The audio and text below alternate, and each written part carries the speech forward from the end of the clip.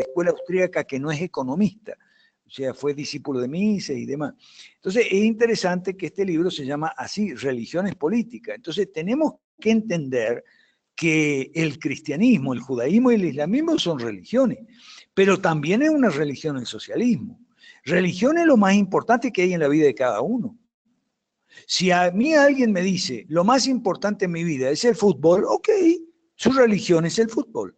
Y en Argentina tenemos una cantidad de iglesias, está Boca, River, está San Lorenzo de Almagro, que son las iglesias donde van los feligreses cada domingo a la celebración litúrgica, que es un partido de fútbol. ¿Está claro? Ok. Después pues, vendrán las preguntas, me imagino, y tal vez algunas cosas que yo diga ahora podrán ser sorprendentes para algunos, pero yo no soy el único que dijo eso. Hay un gran sociólogo argentino, Sebrelli se llama, que ha virado al liberalismo en sus años viejos. Bueno, nunca es tarde. Okay. Sebrelli también ha escrito mucho sobre el fútbol como religión. Si alguien me dice, lo más importante en mi vida es mi mujer, en mi familia, pues bueno, esa es tu religión. Lo más importante en tu vida es tu religión. Entonces, si alguien me dice, lo más importante en mi vida es la política, bueno, entonces la política es tu religión, pues.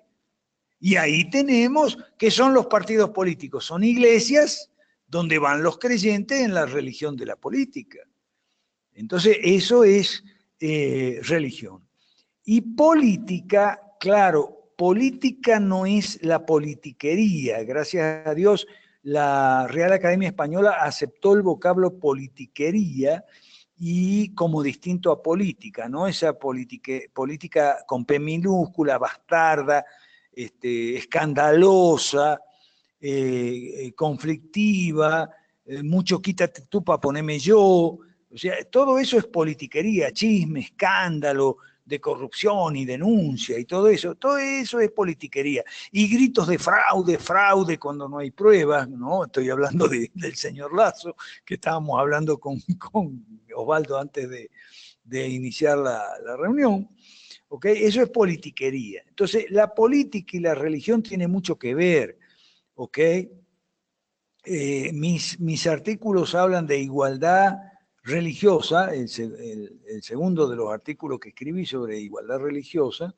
¿Y qué dice la Biblia? La Biblia no habla de igualdad religiosa, sino de libertad de cultos, que son cosas distintas, o sea, y distinto también del laicismo. Entonces, para terminar mi primera parte, digamos, quisiera aclarar estos conceptos, separación de esos 4 conceptos que nos pueden dar pie a las preguntas, que es lo que yo quiero. 1, separación de iglesia y Estado. ¿Qué cosa es eso? 2, igualdad religiosa. ¿Qué es eso? 3, libertad de culto. ¿Qué es eso? 4, laicismo. ¿Qué es eso? ¿Ok? La religión y la política tienen que ver porque toda religión tiene un concepto de política y toda política tiene un tratamiento hacia las religiones. El socialismo, el liberalismo, el comunismo. O sea, tiene una actitud, tiene una política acerca de la religión. Y toda religión tiene una visión del Estado, el gobierno y tal. Entonces, las relaciones son... Es más, religión y política son inseparables. Óigame bien, religión y política son inseparables. No se puede separar religión y política. Y por otro lado, la pretensión de separarla no es buena, porque entonces se deja al César sin en un poder absoluto, se transforma al César en Dios. No, señor, Dios tiene que tener César, perdón, para no creerse Dios, tiene que tener un contrapeso. Y ese contrapeso es la religión, así ha sido históricamente, siempre. ¿Ok? Mejor dicho, tiene que tener varios contrapesos. Y uno de esos contrapesos muy importantes es la religión. Porque si no tiene contrapesos, el César quiere todo el poder y se hace un tirano, se hace un gobernante absoluto. Tiene que tener varios, en la concepción liberal, ¿ok? Clásica. Tiene que tener varios contrapesos y lo vamos a ver, porque si no, se transforma en un tirano, un gobernante absoluto. Entonces, separación de iglesia y Estado. Esa es la posición del liberalismo clásico, ¿ok? Más que laicismo, ¿no? Después vamos a ver qué significa laicismo. Pero separación de iglesia y Estado, ¿qué quiere decir? Quiere decir lo siguiente, que si bien la religión y la política son inseparables, el Estado y la iglesia, y no conviene intentar separarla, por el contrario, el Estado y la iglesia son perfectamente separables y es bueno y sano y moral que estén separados. ¿Ok? De la misma manera, el liberalismo clásico entiende que es bueno, sano y moral que del Estado esté separada la economía y el dinero y la banca, que del Estado esté separada la educación, el ejercicio médico, las cajas de jubilaciones. ¿Por qué? Porque la idea básica del liberalismo clásico es una muy simple: separación de lo público y lo privado. O sea, hay un espacio público y hay un espacio privado. Ahí nos diferenciamos nosotros de los libertarios vulgares, por un lado, que no entienden que hay un espacio público, creen que todo es privado, todo puede ser privado, y de los socialistas que no creen en lo privado y creen que todo es público, ¿ok? Y nosotros estamos un poco como en el medio, tal vez no a un punto equidistante. Equidistante quiere decir a igual distancia. Estamos a cierta distancia, no necesariamente a igual distancia. Ok. Entonces, la separación de iglesia y Estado es algo total y perfectamente análogo y paralelo a la separación de la economía y el Estado, de la educación y el Estado, del ejercicio médico, de las profesiones, del trabajo y el Estado. Todo eso, en la visión del liberalismo clásico, son campos privados, ¿ok? Donde el Estado no puede ni debe intervenir a menos que se cometa un delito, y entonces intervendrá la rama judicial en función de una ley preexistente, y hasta ahí nomás llegamos, caballero. ¿Me explico?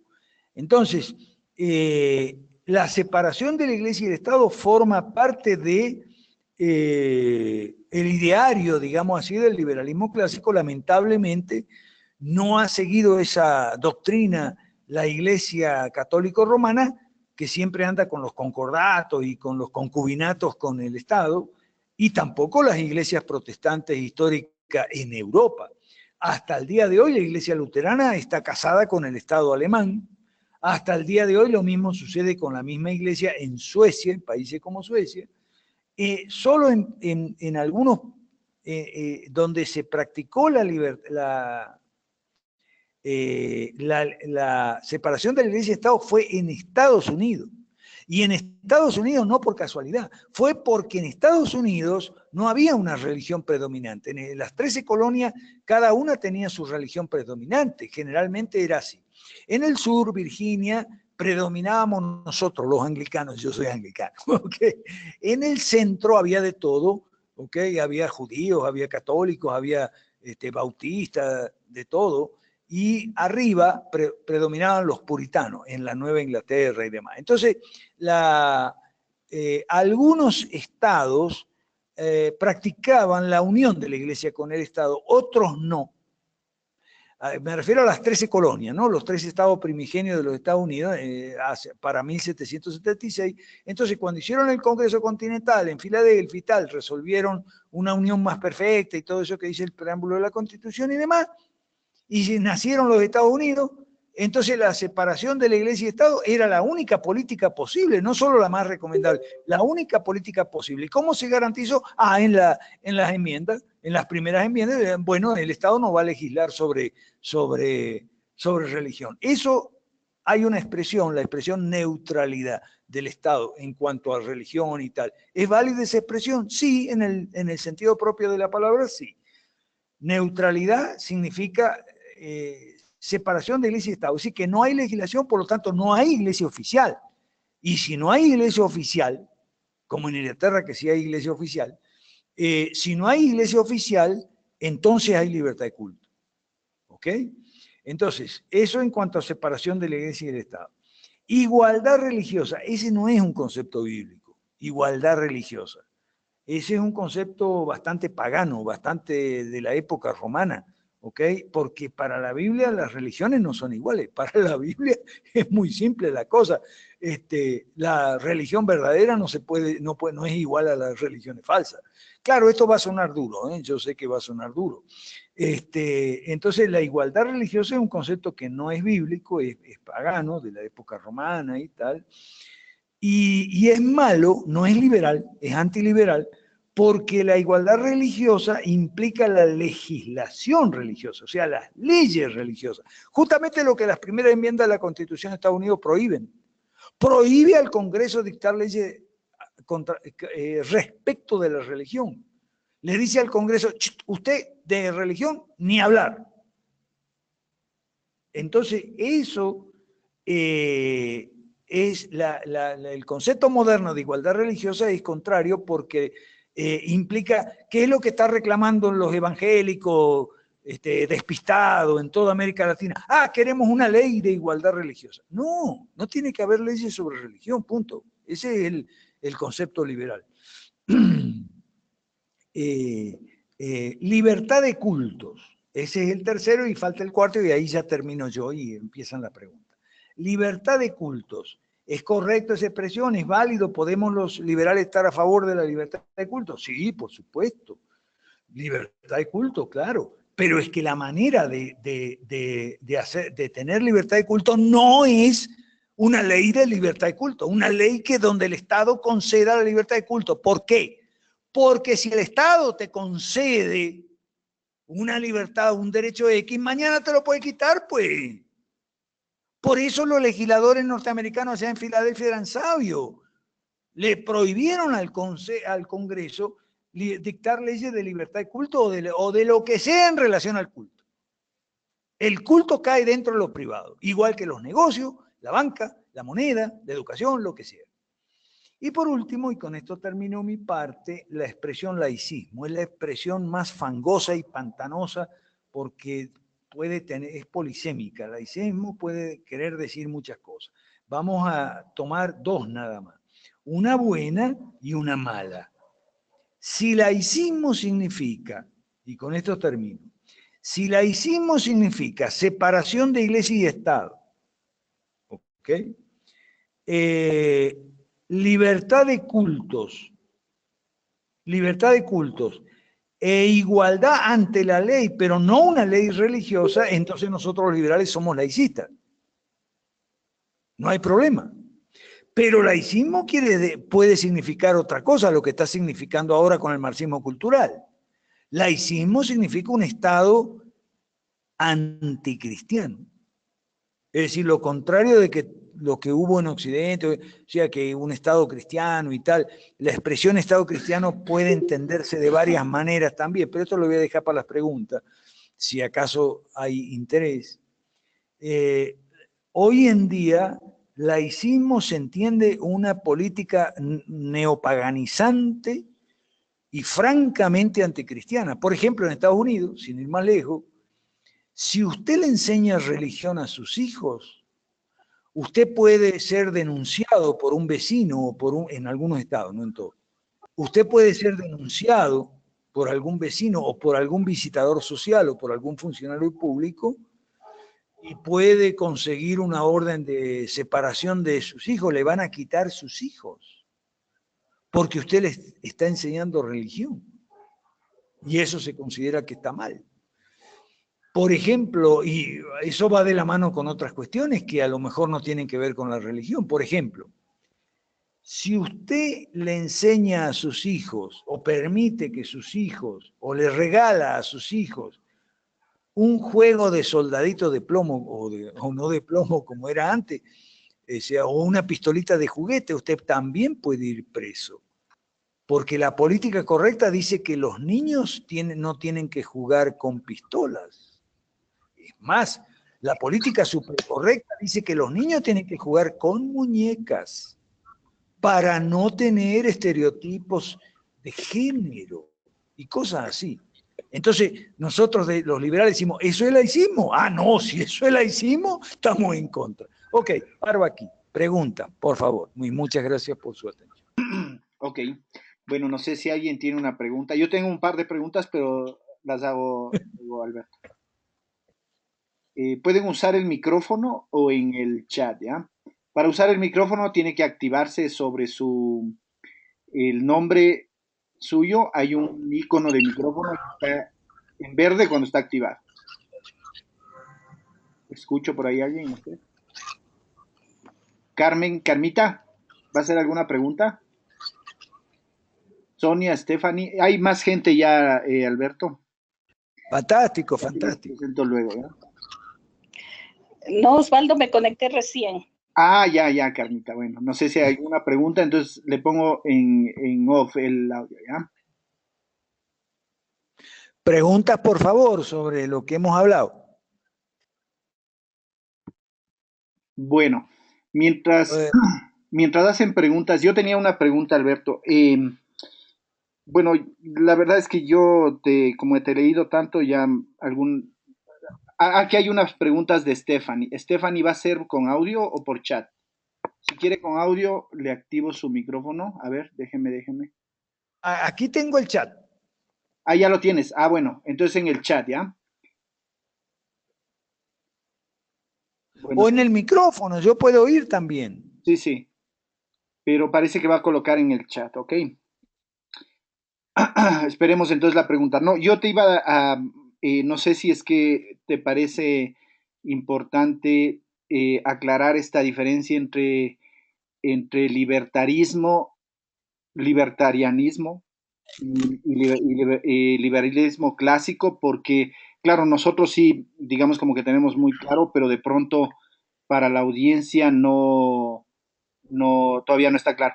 Stephanie nos dice cuál es el contrapeso en el socialismo o cuál debería ser el contrapeso en el socialismo.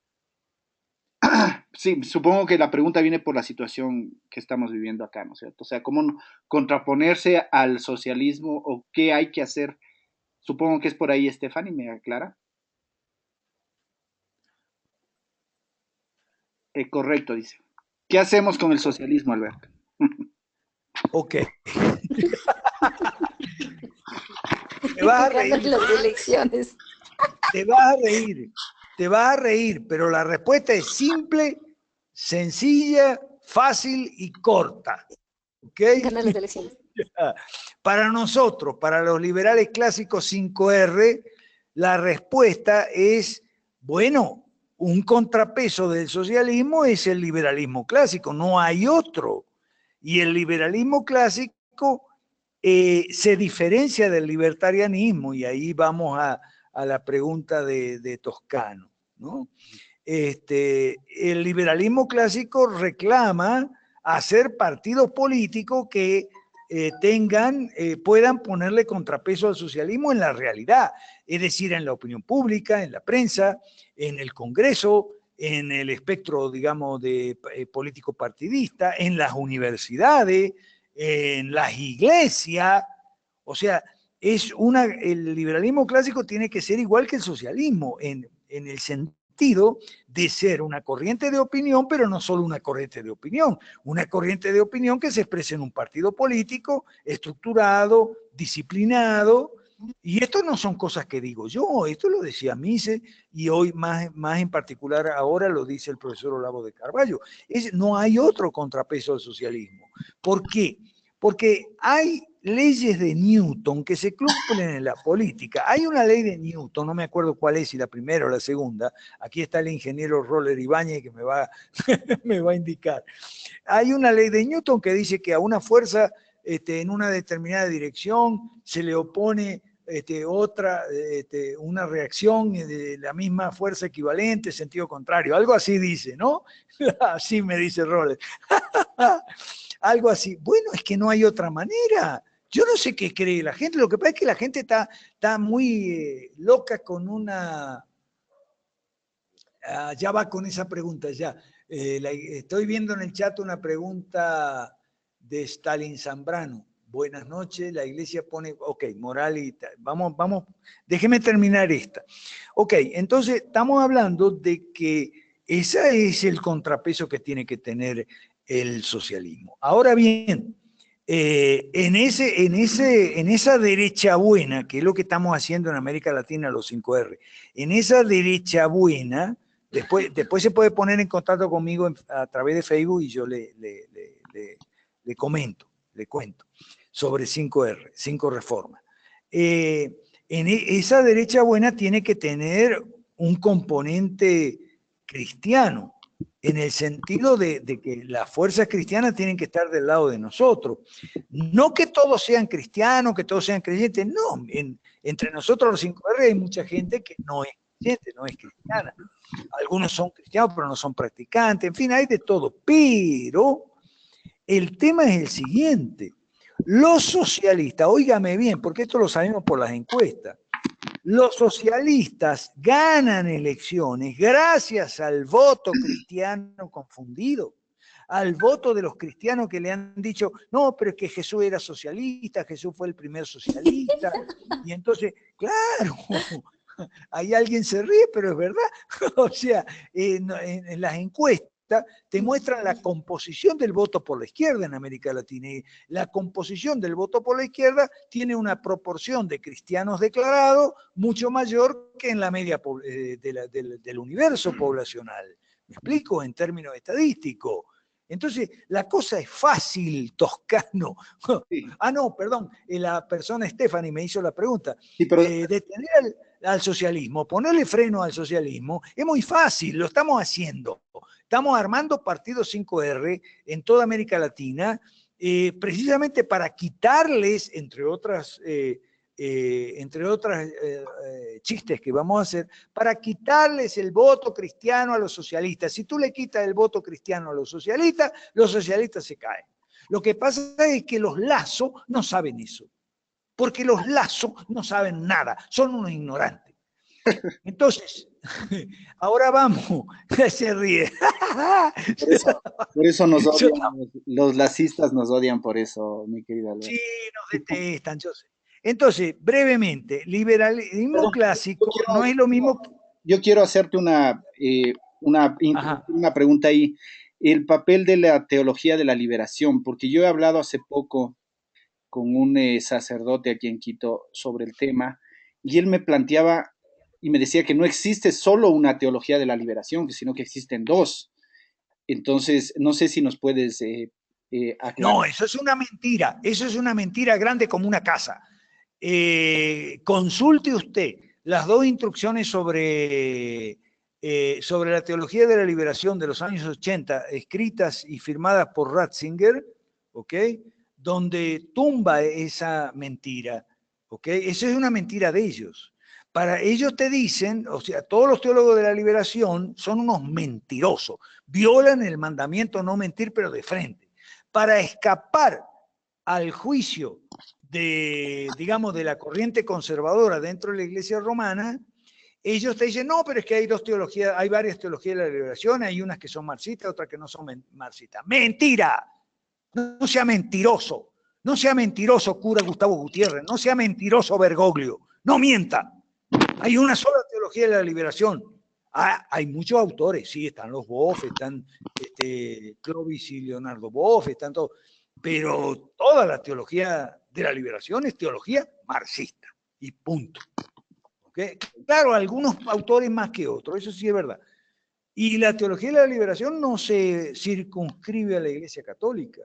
Hay otras iglesias, como por ejemplo la Iglesia Metodista, y hay grandes sectores de las iglesias luteranas, pentecostal, bautista, etcétera, en Europa y en América Latina, ganadas para la teología marxista, mal llamada de la liberación.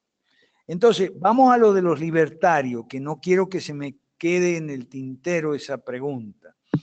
¿Qué es un libertario? Entonces, yo voy a Hayek. Hayek dijo una vez que cuando los socialistas aprendan economía, van a dejar de ser socialistas. Y él creyó toda su vida en eso. Entonces, mi comentario al dictum de Hayek es el siguiente. Ok, puede ser que un socialista aprenda economía. Está bien. ¿Deja entonces de ser socialista? Depende.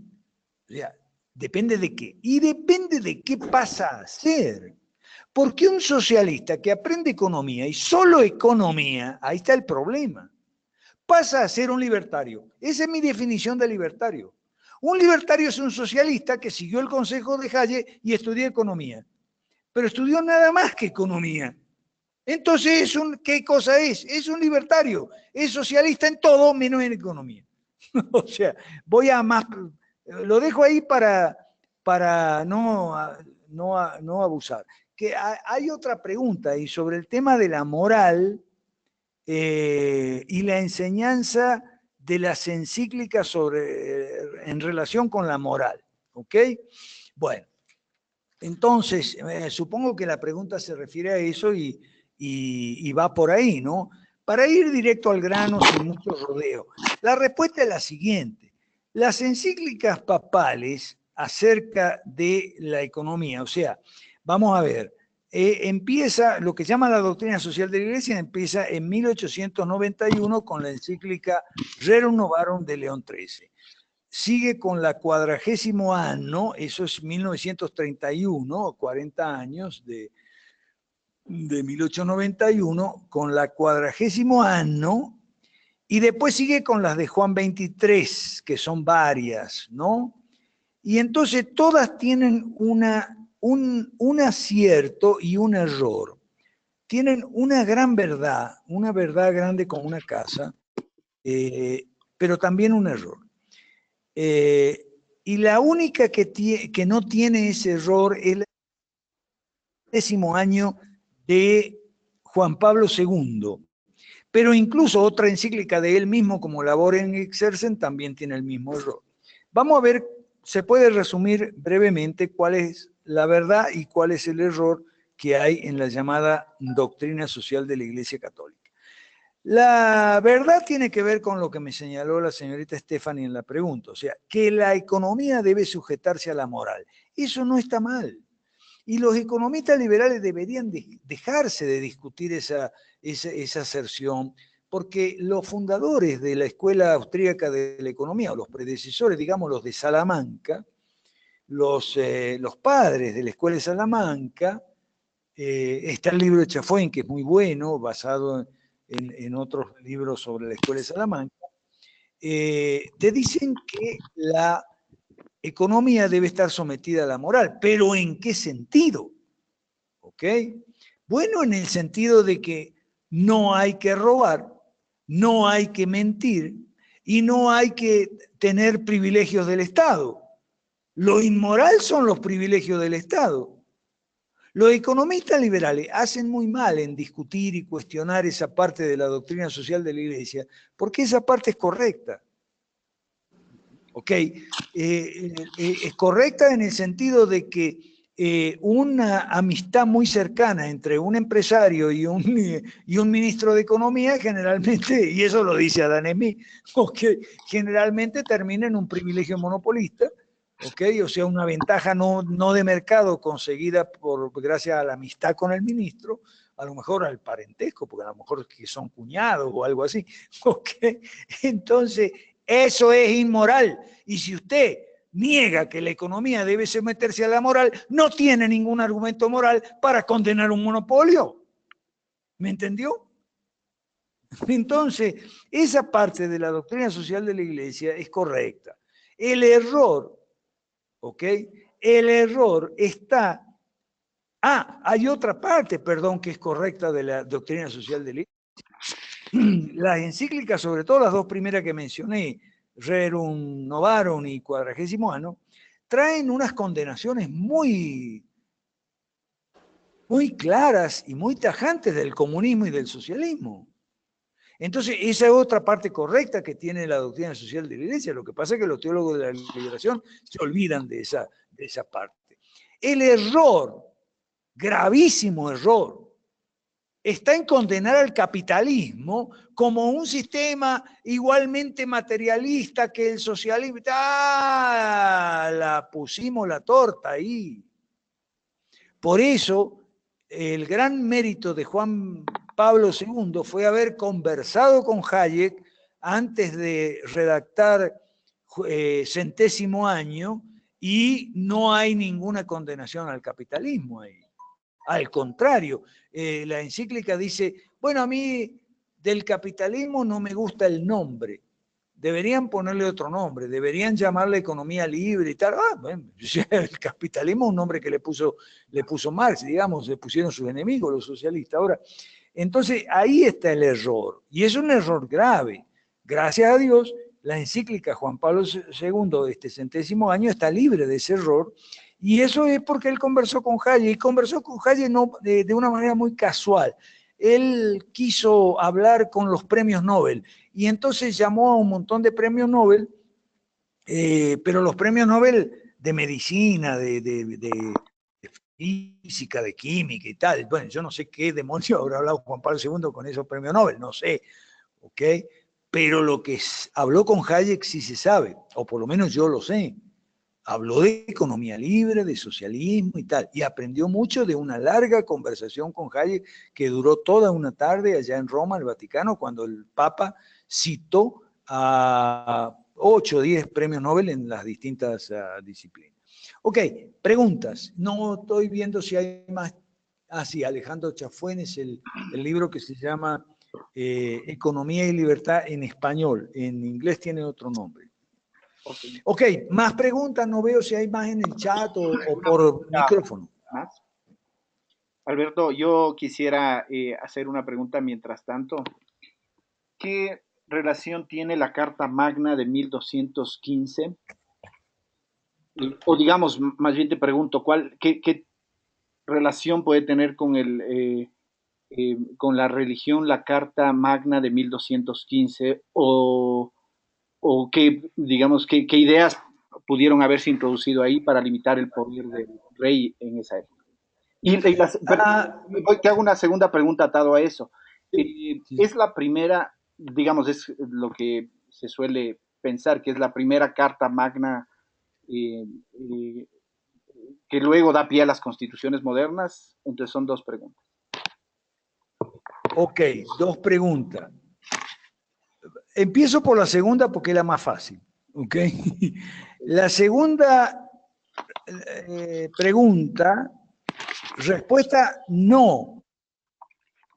No, porque resulta que antes de 1215 hubo en España una serie de documentos de del mismo tenor, pero tenían otros nombres, no se llamaban Carta Magna, se llamaban fueros.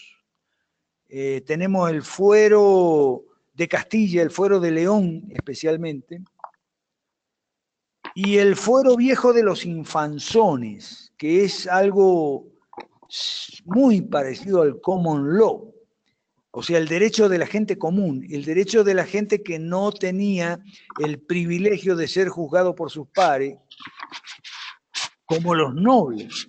Los nobles tenían el privilegio de ser juzgados solo por sus pares.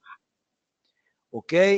En cambio, los comunes, o sea, los que no eran nobles, los snob, o sea, sine nobilitate, tenían que ir a la justicia ordinaria. Ahí nació la justicia ordinaria. ¿Ok? Entonces, el fuero viejo de los infanzones, los fueros de León, Castilla, son casi todos, anteriores a 1200.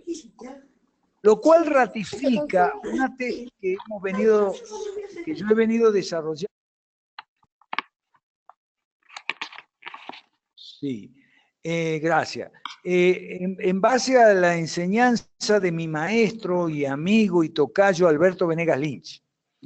Alberto Venegas Lynch tiene un estudio muy interesante, que yo lo recomiendo mucho, está en internet, que se llama algo así como La Otra España. No me acuerdo si el título es exactamente ese, La Otra España, donde él habla de la España liberal del medioevo.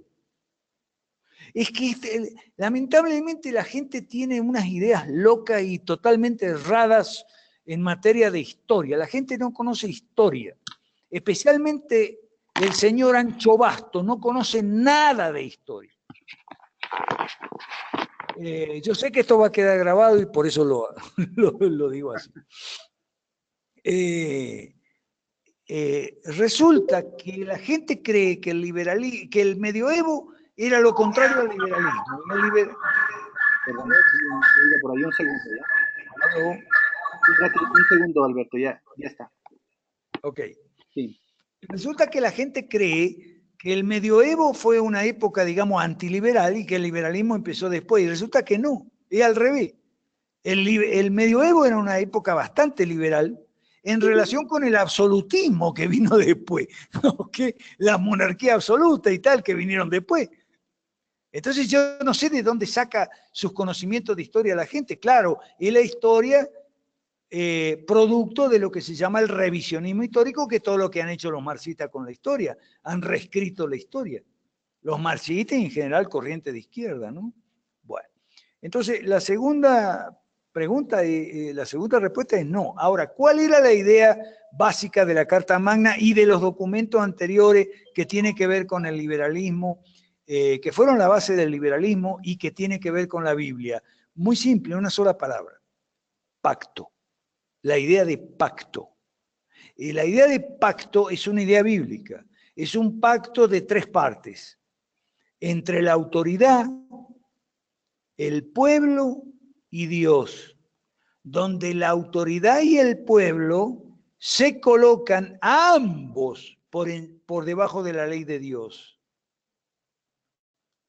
Esa idea de pacto, que en inglés se dice commonwealth, comunidad, también se dice covenant, que es lo mismo, decía, el pacto da lugar a la comunidad, el covenant da lugar al commonwealth, a la comunidad. Entonces, la Carta Magna establece los derechos del rey y sus límites, y los derechos del pueblo, y sus límites también, y los deberes del pueblo, y sobre todo aquello de convocar a un parlamento, a una asamblea que tenía que tener dos cámaras, porque la asamblea tenía que estar compuesta por nobles y comunes que sesionaban separadamente. Ahí nace el parlamento. El parlamento es una institución que nace de ideas bíblicas, porque en el libro de Deuteronomio hay como una especie de parlamento. Al comienzo nomás de Deuteronomio, cuando dice Yahweh le ordena a Moisés, y después por boca de su suegro también le sugiere el suegro Jetro, el suegro de Moisés, Jetro, elegir hombres sabios y entendidos, ¿ok? Varones sabios y entendidos de las distintas tribus para juzgar. Entonces ahí hay una noción de estamento parlamentario. Entonces la respuesta a la primera pregunta de Osvaldo, ¿cuál es la idea bíblica fundamental? No es la única. ¿Cuál es la idea bíblica fundamental que está en la Carta Magna? Y bueno, la que le da base y fundamento, que es la idea de pacto. ¿Okay? En la Biblia el gobierno se funda sobre un pacto. De ahí viene la doctrina del contrato social. Lo que sucede es que Rousseau no fue el primer tratadista que escribió sobre el contrato social.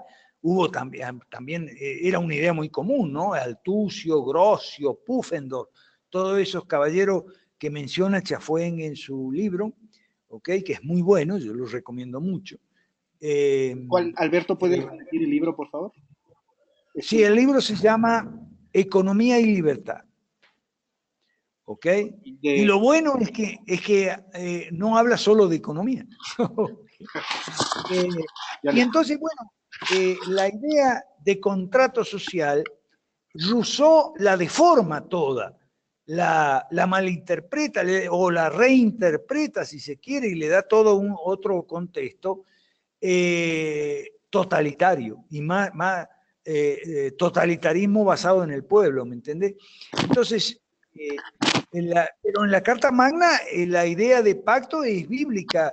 De hecho, en la Biblia el pacto social no se hace solo con Moisés se hace para la generación de Moisés, pero después en cada nueva generación se renueva. El pacto social en el Antiguo Testamento se renueva con Josué, que es el sucesor inmediato de Moisés, y después con los profetas, los jueces que van a ser como por ejemplo Samuel, ¿okay? El mismo Gedeón, un juez anterior a Samuel, y después con los reyes buenos, porque la Biblia cuando viene el libro de los Reyes, nosotros, y Crónicas, que es una continuación de Reyes, nosotros lo que vemos son una sucesión de reyes en ambos reinos, el del norte y el del sur, pero la inmensa mayoría eran malos. ¿Okay? Había unos poquitos nada más que eran buenos. Y esos malos, ¿por qué eran malos? Bueno, porque eran unas tiranías absolutas que gobernaban sin ley. Y ahí viene el tema de la ley. Sin ley, ¿qué quiere decir? Sin pacto. Eso es todo.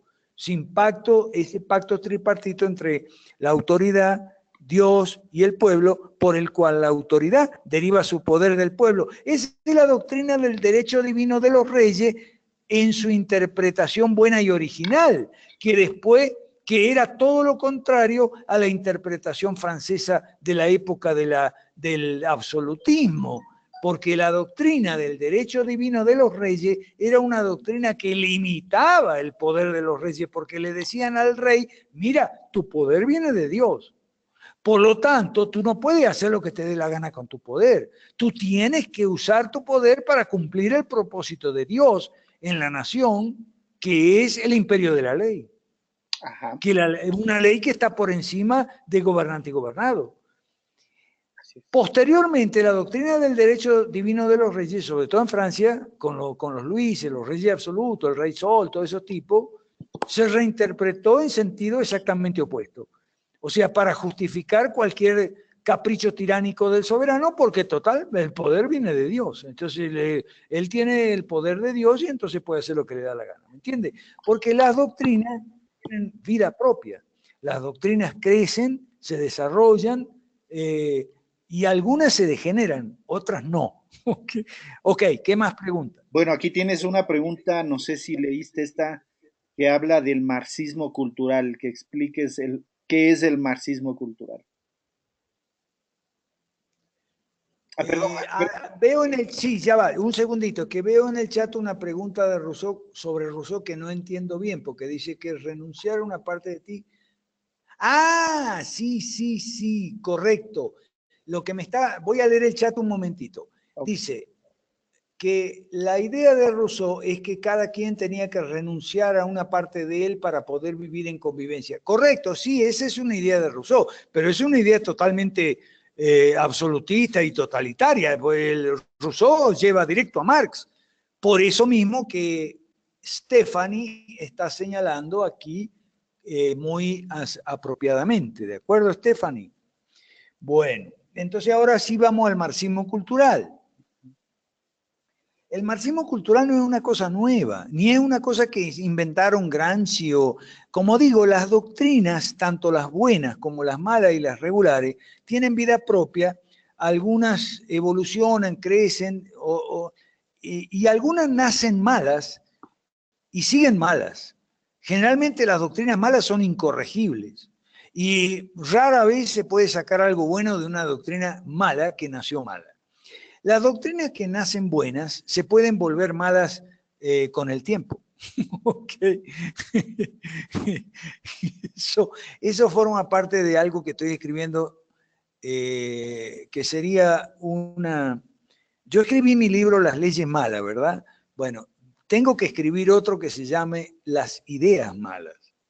Okay. Y ese, no sé si... Que yo confío en que Dios me dé a mí el mismo privilegio o parecido que le dio al premio Nobel Ronald Coase. 102 años de vida. ¿Por qué? Bueno, porque le dio a Ronald Coase tiempo suficiente para ver cómo todos sus adversarios reconocían que él tenía razón. Y entonces le dieron en el año 92, creo, 94, por ahí, un premio Nobel por un estudio que había hecho en 1936. Tenía 20 y pico de años. Okay. Entonces, pero bueno, ay, perdón, se me fue, sí, Ronald Coase. Se me fue, el marxismo cultural. No, pero el marxismo cultural se puede explicar fácil y resumidamente. El marxismo cultural nace con Marx y Engels. La idea del marxismo cultural con Lukács, Gramsci y la Escuela de Frankfurt se desarrolla y coge fuerza y músculo, pero nació con Marx y Engels. O sea, Marx había leído la obra del antropólogo Henry Morgan sobre la estrecha relación que hay entre familia y propiedad privada. ¿Ok? Henry Morgan había encontrado que las tribus primitivas que desconocían la propiedad privada, donde todo era en común, también desconocían el orden familiar monogámico, o sea, el matrimonio monogámico, comunión permanente, etcétera, etcétera.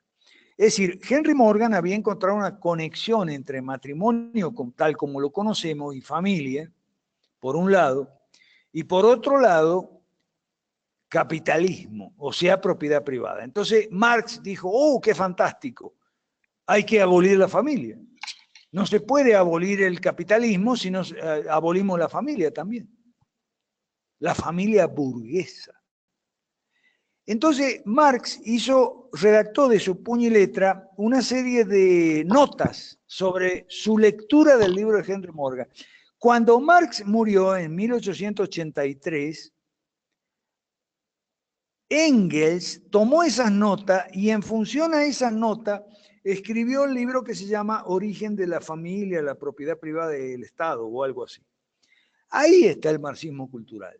El marxismo cultural parte del hallazgo, del descubrimiento de una gran verdad, que capitalismo y familia están intrínsecamente unidos. Por eso es que yo no entiendo cómo un libertario puede estar a favor del capitalismo y en contra de la familia. Claro. Eso no es coherente. Coherentes eran Marx y Engels, y Gramsci y todos los que desarrollaron el marxismo cultural. La única forma de acabar con el capitalismo es acabar con la familia. Lo que pasa es que Marx y Engels, ya en vida de Marx, en 1848, habían escrito el Manifiesto Comunista, donde se ocupaban nada más que de la economía, en el capítulo 2, Burguesía y Proletario, donde escriben un programa de 10 puntos que habla todo sobre economía, excepto el último que dice que la educación pública y tal. Desde el número 1, que es la reforma agraria, después viene el impuesto a la renta, el impuesto progresivo a la renta, y el impuesto a la herencia, etcétera, etcétera. ¿Qué es eso? Ataques contra la economía. Por lo tanto, ataques contra la familia de modo indirecto. Porque dijeron que todo esto, yo no estoy hablando de mis opiniones, estoy hablando de las opiniones de Marx y Engels, que son las opiniones reinantes hasta el día de la fecha, durante todo el siglo XX y hasta el día de la fecha. ¿Okay? De mis opiniones yo puedo hablar después, podemos hacer otra reunión, qué sé yo, pero yo lo que quiero es hablar de las opiniones de Marx y Engels, porque Marx y Engels tenían razón en un punto, que habían descubierto leyendo a Morgan, que la familia y el capitalismo están intrínsecamente unidos.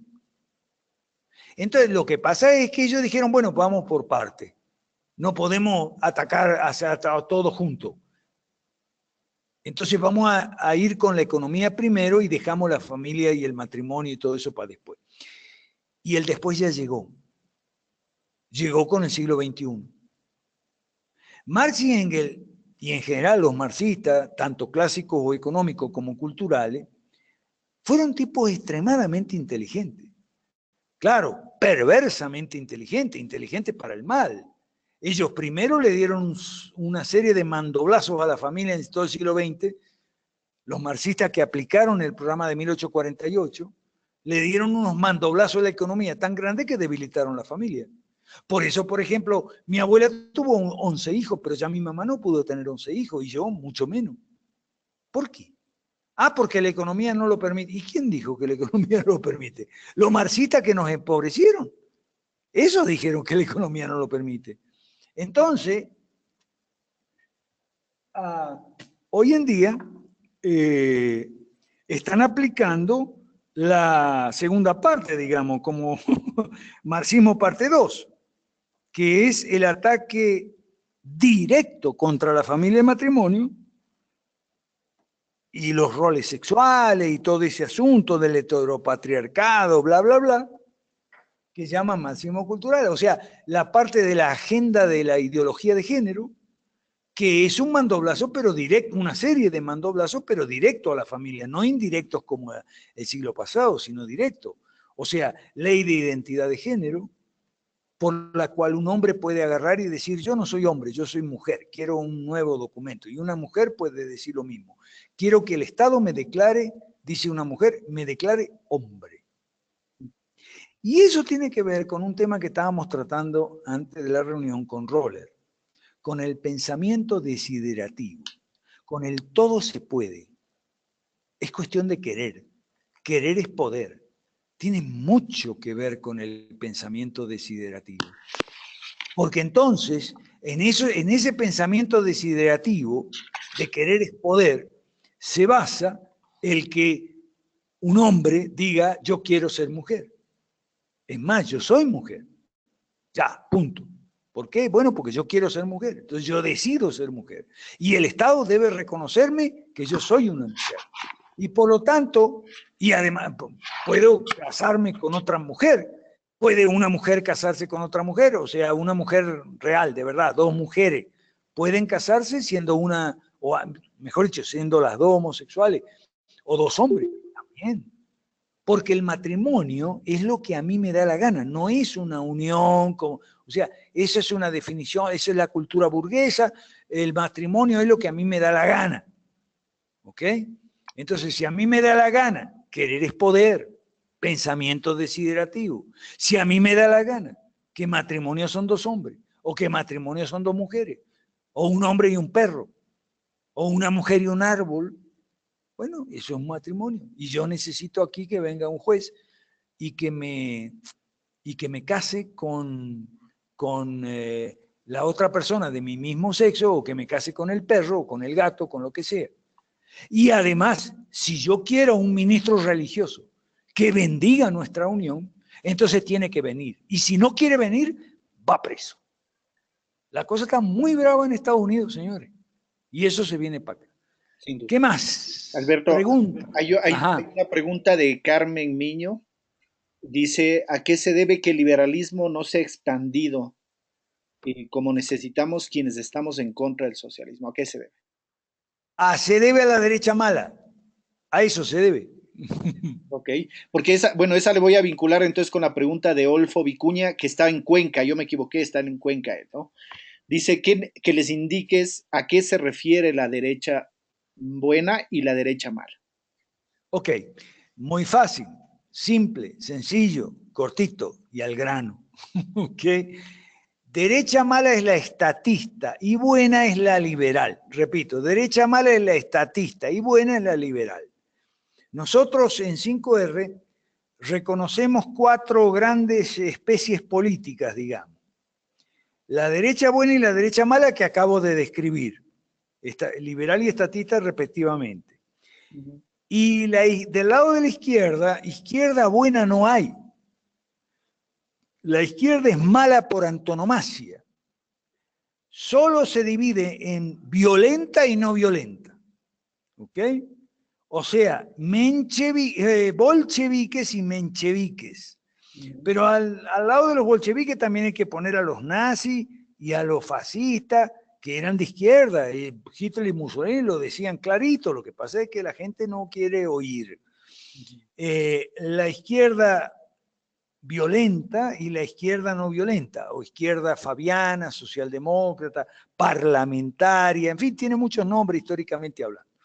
Entonces, esas 4 especies, digamos, o 4 corrientes de pensamiento, llámale tú, el problema es que la derecha está subrepresentada y mal representada, mientras que la izquierda está ultra representada, sobre representada, ¿ok?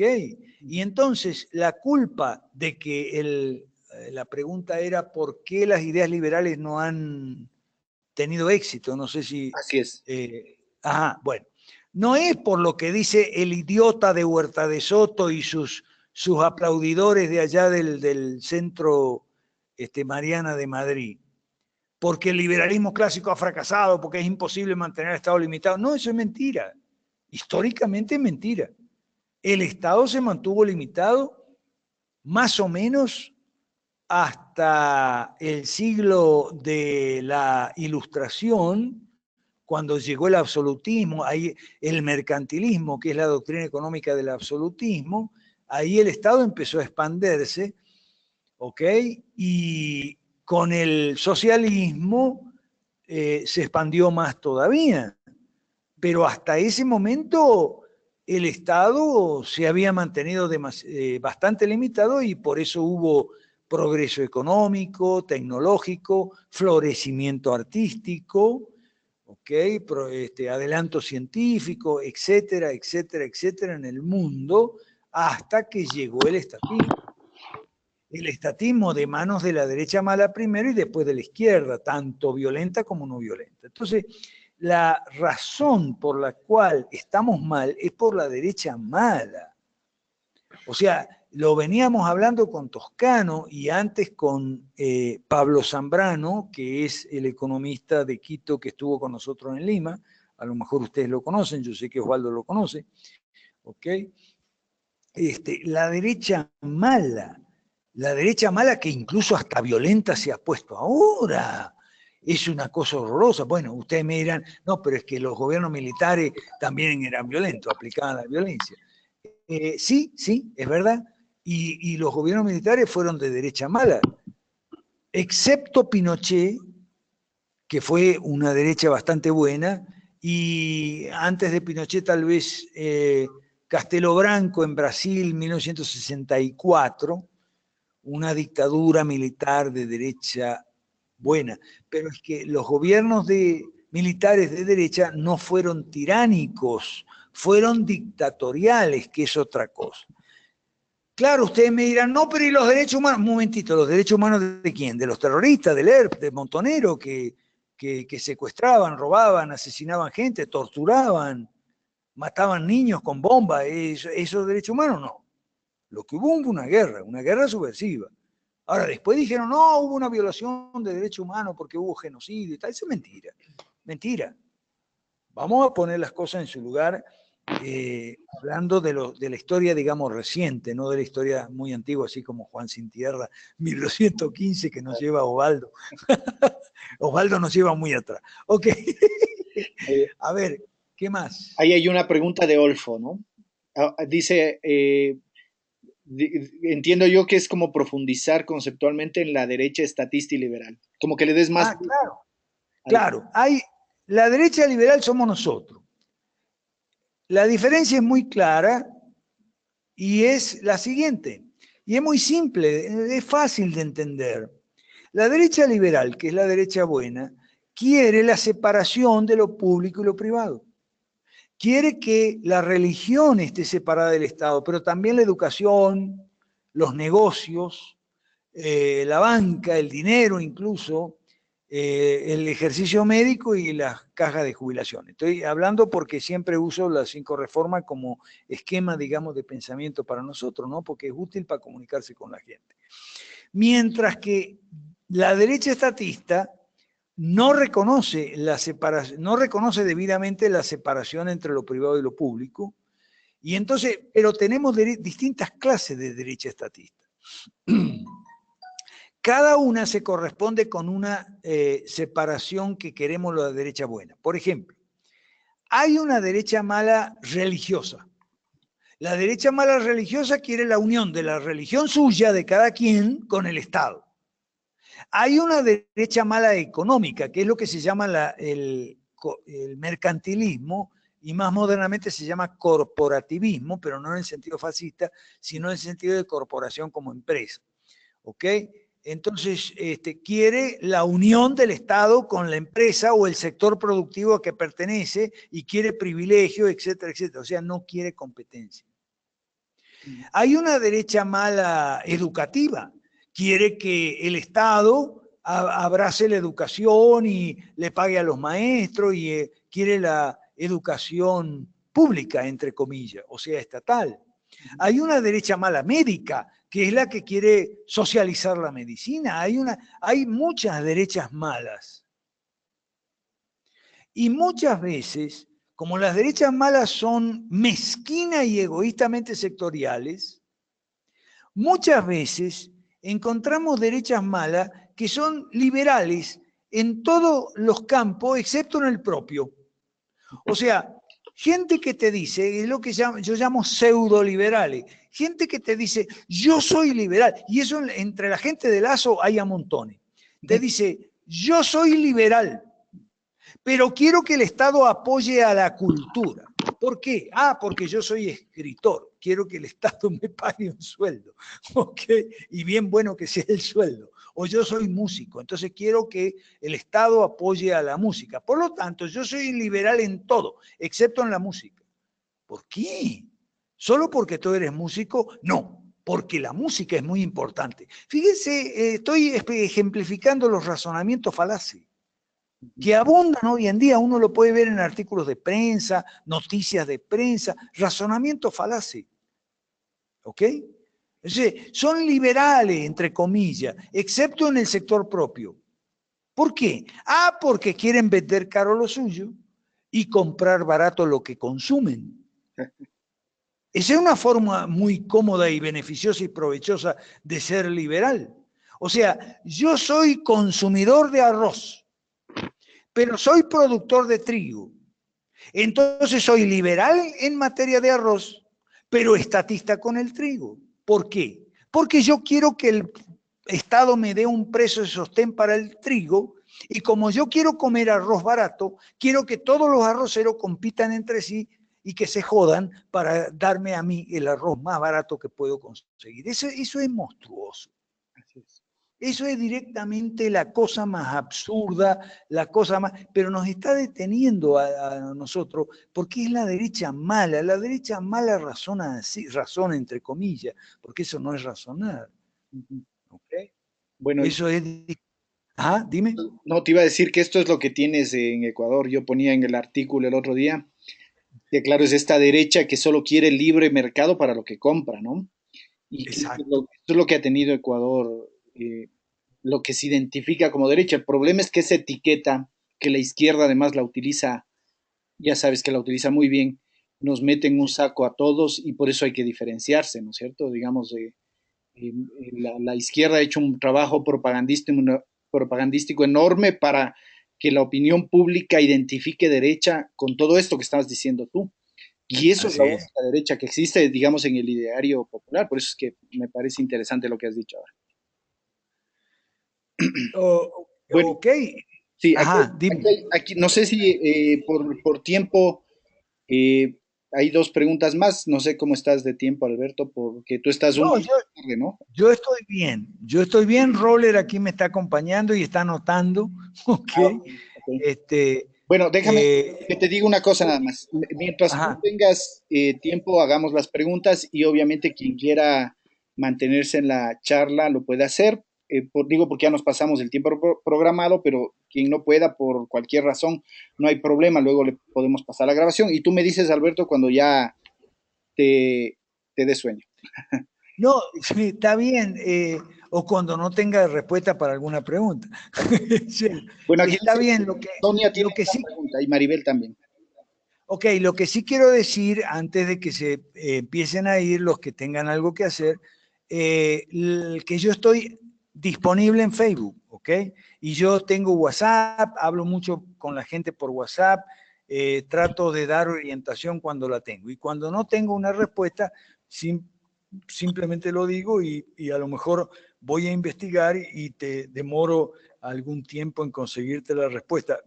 Respuestas que no son mías, eso sí tiene que quedar claro. No son respuestas mías, son respuestas de Hayek, de Mises, de Bertrand de Juvenel, de todos los autores que yo he consultado, e incluso de mis profesores como Alberto Venegas Lynch o Manuel Ayau, que son personas que he podido conocer en carne y hueso. ¿Está bien? Ok, aquí hay una pregunta relacionada con el relativismo, que ya se me fue de aquí, no sé quién formula la pregunta relacionada Maribel, con el relativismo. Maribel. Obvio, todo esto está relacionado con el relativismo. El relativismo no es nada nuevo. Se remonta a los escépticos griegos, ¿okay? Los sofistas ya eran relativistas, los escépticos, distintas escuelas de pensamiento en Grecia eran relativistas, y en la Edad Media también los nominalistas eran todos relativistas. No es nada nuevo el relativismo. Lo que es nuevo es el posmodernismo, que es una versión actual del relativismo. Y sí, tengo una respuesta corta para esa pregunta. Todo lo que estamos, los problemas que estamos hablando, están relacionados con el relativismo, con un que también es desiderativo, es pensamiento mágico, es yo puedo pensar lo que me dé la gana, yo no tengo la obligación de que mi pensamiento respete una realidad. Hay todo eso de la mente creativa, la mente no es creativa, lo que es creativo es la imaginación, la mente no es creativa, es lo contrario, es receptiva.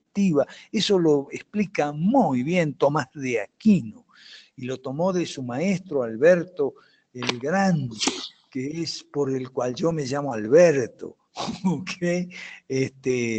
En la iglesia romana es el santo patrón de los intelectuales, San Alberto el Alemán, el maestro de Tomás. Entonces ellos enseñaban a distinguir entre las tres facultades la mente, digamos, la inteligencia, digamos, discursiva, la imaginación y la memoria. La memoria es como un almacén, ¿no? Es un espacio de almacenamiento donde uno guarda información. Eso se llama memoria, en un cerebro o en una computadora. Por el contrario, la inteligencia es lo que retrata, es como una fotocopiadora, es receptiva, retrata la realidad, y si no, está obrando mal, si no, algo está equivocado, no está pensando racionalmente. Lo que es creativo es la imaginación, la loca de la casa, como decía un novelista español. La imaginación sí es creativa, pero la inteligencia no. Porque la inteligencia no puede crear la realidad. Ahí está el problema del pensamiento desiderativo. No puedo yo decir, bueno, para mí, y esto está relacionado con el relativismo, ¿no? Para mí, yo puedo yo debo tener el derecho y puedo hacerlo, por tanto, debo tener el derecho de ir a un juez y que me dé un documento de identidad nuevo donde diga que yo ya no soy hombre, yo soy mujer. Punto. Y hay cosas locas, ¿no? Como, por ejemplo, ¿cómo se llama? Cuando un hombre se convierte en mujer, es un transexual, claro, hay un nombre, no me acuerdo el nombre. Un hombre convertido en mujer. Y uno tiene, por ejemplo, el caso de David McCloskey, que era David McCloskey, era un hombre convertido en mujer y es conservador. Como Giannopoulos, por ejemplo, es conservador y es homosexual, no sé, no conozco muy bien Giannopoulos, no sé si es homosexual o amanerado, no sé si es o se hace, okay. Ni me interesa porque es un problema de él, yo no tengo, en ese sentido no tengo rollo, ¿ok? Lo que yo no quiero es que él se case y le llamen a eso matrimonio, y eso en él parece que él tampoco está de acuerdo en eso. Y bueno, es un homosexual conservador, qué sé yo. Y David McCloskey es un operado conservador. Bueno, hay mucha... yo puedo verlo a eso porque yo tengo la ventaja ayer alguien me dijo, pero usted parece de otro planeta. No soy de otro planeta, soy de otro siglo. Okay. No. El siglo pasado. Sí, yo nací, crecí, me eduqué el siglo pasado. Entonces puedo ver todos estos disparates. ¿Okay? Y tomarlo un poco a la risa, porque si no me amargaría mucho. ¿Qué más? ¿Qué más preguntas? Bueno, aquí dice Sonia sobre Sonia, tú dices la revolución del siglo XXI, ¿te refieres al socialismo del siglo XXI? Si es así, la pregunta es, este socialismo del siglo XXI, ¿cuál es tu balance, tu análisis del socialismo? Y el socialismo del siglo XXI es el tiro de gracia, lo que están haciendo en Venezuela y lo que en Ecuador tienen que tener mucho cuidado. El socialismo del siglo XXI es un socialismo económico acendrado, más marxismo cultural. Es decir, y es el socialismo posmoderno. Esa es otro adjetivo que le cabe y le cuadra perfectamente. Es el socialismo posmoderno, ¿ok? Y bueno, yo les comentaría a los ecuatorianos que tengan cuidado con Lasso. Hay un problema muy serio con ese hombre, ¿ok? Porque ese hombre es el Capriles de Ecuador. Y Capriles fue el que fue el que contribuyó a llevar a Venezuela a este desastre que es ahora. Es muy peligroso ese señor Lasso. Sin duda. Sin duda. Pero tenemos que entender por qué, y lo voy a explicar breve y resumidamente. El curso de un país en lo político, o sea, el curso político de un país, está determinado no solo por la actuación y conducta de su gobierno, sino también de la oposición predominante. ¿Ok? Un país no se va al barranco solo por lo que el gobierno lleve el país al barranco. Un gobierno tiene que contar con la contribución deliberada o inconsciente, y en este caso la palabra inconsciente le cabe muy bien a ese señor Lasso, es un irresponsable además de inconsciente, ¿okay? Puede contribuir a llevar el país al barranco o puede ser un factor de equilibrio, un factor de contención. Esto es lo que nosotros en el centro del liberalismo clásico llamamos buena oposición, buen gobierno. Perdón, buena oposición, mala oposición, oposición incompetente, inepta, culturalmente anoréxica, como diría Axel Kaiser. ¿Ok? Entonces, nosotros en América Latina estamos acostumbrados, que tenemos malos gobiernos. Por ahí aparece uno que le decimos, qué buen gobierno. ¿Y la oposición qué? ¿La oposición no amerita los calificativos de bueno o malo también? La oposición no debe ser juzgada conforme a criterios morales, políticos, económicos también, la política que hace la oposición, o la oposición no hace política. Entonces, normalmente, y esto es una enseñanza política de la Biblia, normalmente la oposición de hoy es el gobierno de mañana. O suele suceder que la oposición de hoy es el gobierno de mañana. Y suele suceder también que el gobierno de hoy es la oposición de ayer. ¿Ok? Entonces, tal como sea la oposición, más o menos prefigura el gobierno de mañana. Sobre todo si la oposición es buena. Si la oposición es mala, como en el caso de Ecuador, con el señor Lasso, el Ecuador tiene una doble maldición. Un gobierno malo y una oposición mala. Eso es muy feo. O una doble desgracia, digamos, para no usar la palabra maldición que puede escandalizar a alguna persona. ¿Ok? En cambio, si un país tiene un mal gobierno, pero una buena oposición, entonces tiene una desgracia menor. Lo malo es solo el gobierno, no la oposición. Entonces es probable que si la oposición es buena, mañana sea gobierno. Es más probable que mañana sea gobierno. Lo que pasa es que en América Latina no tenemos buena oposición. Siempre tenemos mal gobierno y mala oposición. Por eso, cada vez que vienen las elecciones, viene el mal menor. Esto yo lo veo mucho en las encuestas. La gente ya no vota más por un candidato en América Latina, vota contra el otro. Eso es lo que se llama el voto negativo o antivoto. No, yo no voy a votar en Perú, por ejemplo. En Perú sucede mucho. En Argentina también. ¿Y por qué votaste por Macri? Y bueno, porque Scioli. No, pero yo no te estoy preguntando por Scioli, yo te estoy preguntando por Macri. ¿Qué le viste a Macri para votar por Macri? No, es que Scioli. Bueno. Entonces no votaste. Bueno, lo mismo que ha pasado en Ecuador, ¿no? Pero sin duda. Así es. No votaste por Macri. Votaste contra Scioli. Y es lo que está pasando en Bolivia. En Bolivia, me recuerda Roller aquí, tenemos una serie de dinosaurios de la política, y esto se lo calificó. Mira, es que yo confío mucho en el criterio político de las puesteras del mercado. Las puesteras del mercado, por lo menos aquí en Cochabamba, el mercado de la Avenida América, las puesteras del mercado tienen un criterio político finísimo, ¿ok? Mira, los analistas que escriben en la prensa y que opinan en la radio y televisión se quedan pendejos al lado del criterio político de las puesteras del mercado. Una puestera política, una puestera del mercado que vende verdura, ¿okay? Y además tiene una radio, una televisión ahí, entonces se mantiene actualizada, digamos, por ese medio. Okay. Me dijo así, esos son unos dinosaurios de la política. Claro, ella habrá escuchado esa expresión, ¿no? Y me hizo gracia porque tenía razón. Una serie de dinosaurios de la política, ignorantes, torpes, ineptos, totalmente incompetentes, son los que le van a hacer la oposición al señor Evo Morales y a García Linera, que son unos tipos muy inteligentes. El señor García Linera, por ejemplo, el vicepresidente, se dio el lujo la vez pasada, cuando hubo un referéndum, la oposición pidió un debate.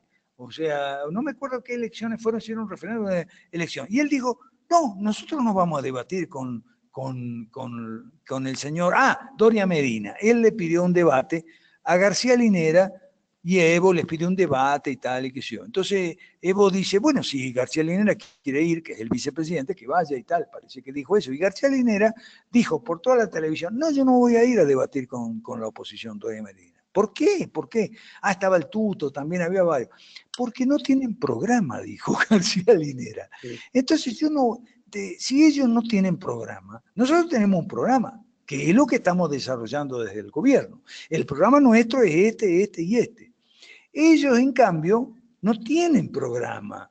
Entonces, si ellos tuvieran programa, yo iría a discutir con ellos porque tendríamos algo sobre qué discutir. Un programa contrastado con otro programa. Pero ellos no tienen. Por lo tanto, la discusión va a terminar en un chismerío de barrio de ¿qué vamos a discutir si no se va a discutir ningún programa de ellos? Entonces se va a discutir ¿qué? ¿El color de la corbata? ¿O del pantalón? ¿O de los zapatos? No, yo no voy a dar debate. Y Claro. tenía razón, y yo lo puse en la prensa, en mi artículo semanal, tiene razón. Esta oposición incompetente, inepta, una mezcla de derecha mala con izquierda blanda, en proporción más o menos de 1 a 10, por cada medida de derecha mala, 9 de izquierda blanda. ¿Me explico?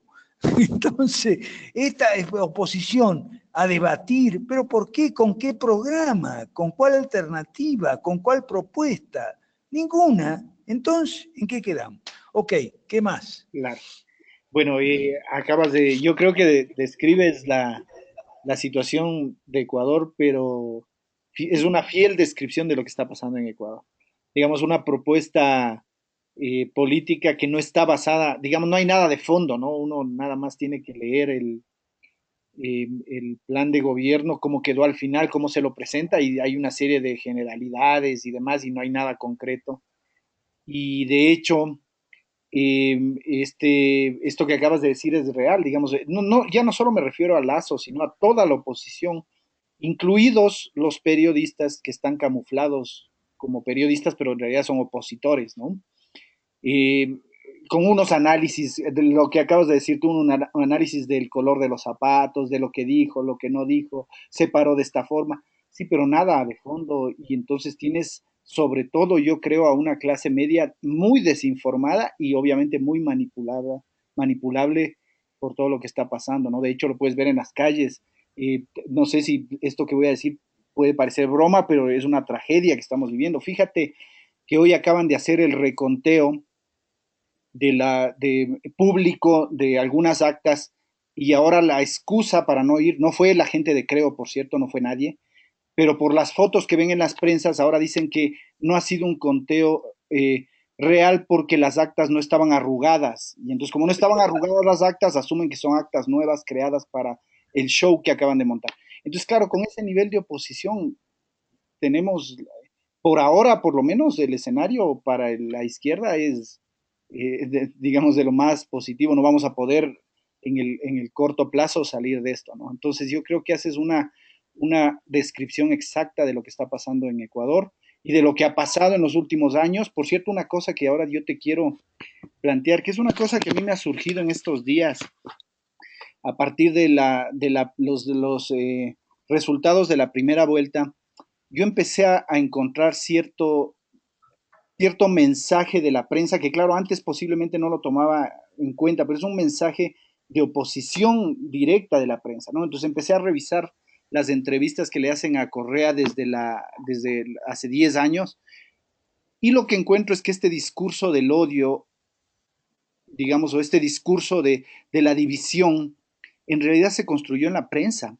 No digo que Correa no le eximo de responsabilidades ni a la oposición, porque lógicamente son dos actores que están ahí, pero sobre todo es un discurso que se construyó en la prensa, ¿no? Entonces uno puede ver, por ejemplo, la entrevista que le hace este periodista Emilio Palacio, que tuvo que salir del país porque tenía un juicio encima.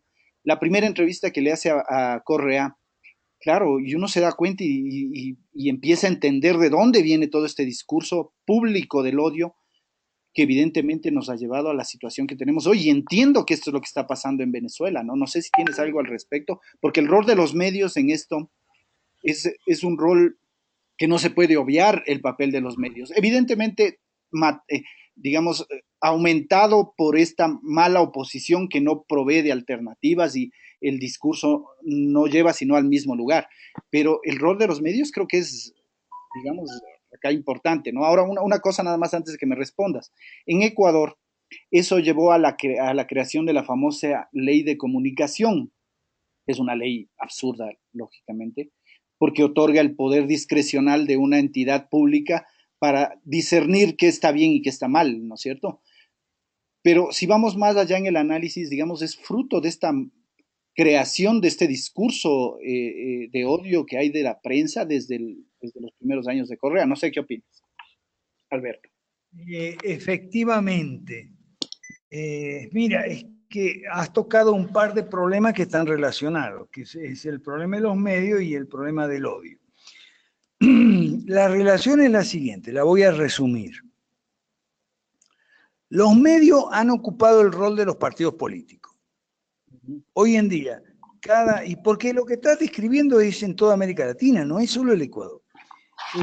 Los medios han pretendido reemplazar a los partidos políticos y los líderes de los medios, los dueños, los directores, etcétera, etcétera, han querido reemplazar a los líderes políticos y por eso ponen periodistas que no son periodistas, son políticos disfrazados de periodistas.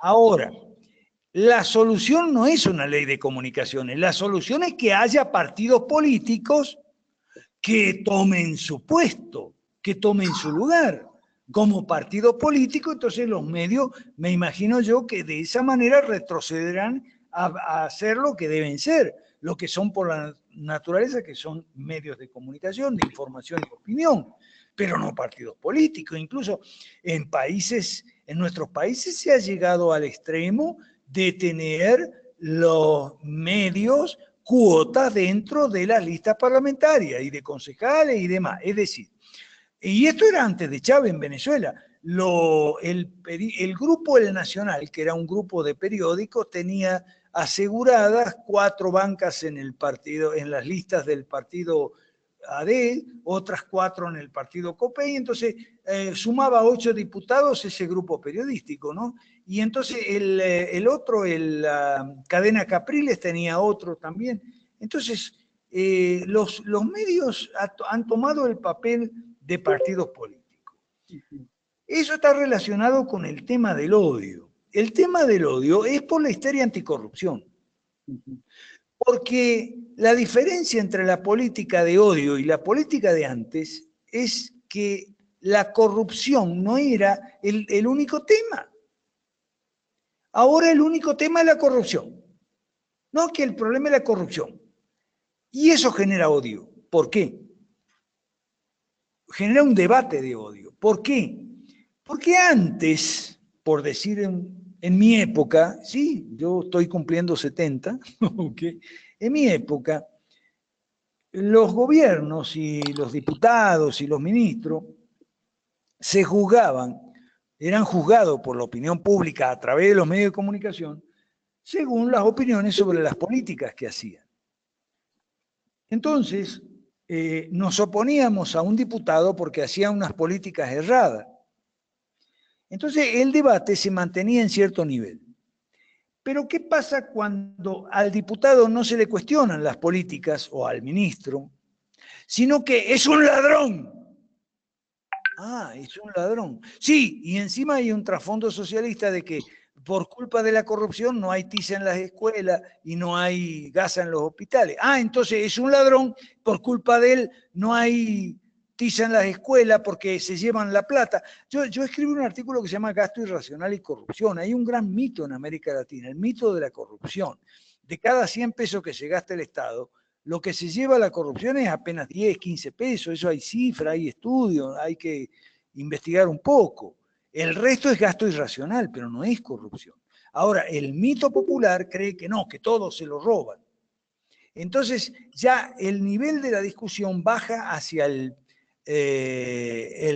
odio, porque vos no se está adversando a un ministro de Economía por una política económica que se juzga equivocada, o a un ministro de Educación en su ramo, o de salud, lo que sea. Se le juzga por ladrón, porque es un ladrón, tiene que ir preso. O sea, vos no estás, y eso es lo que genera odio.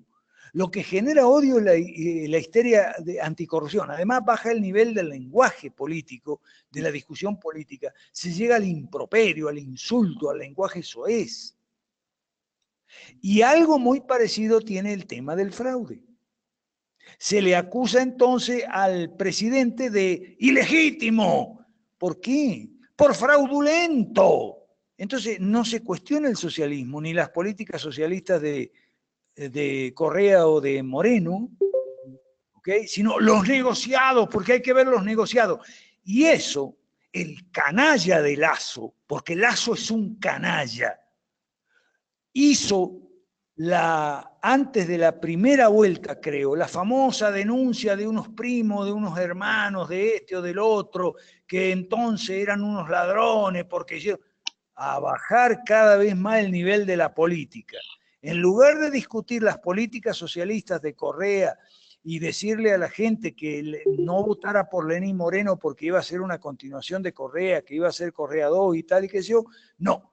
Asesorado seguramente por JJ Rendón, que es el padre de todos los canallas latinoamericanos. Entonces, no, vamos a armar un escándalo de corrupción, vamos a hacer una denuncia de que el gobierno de Correa es corrupto. Qué pena, señor Lasso, le salió el tiro por la culata. Sin duda. Next.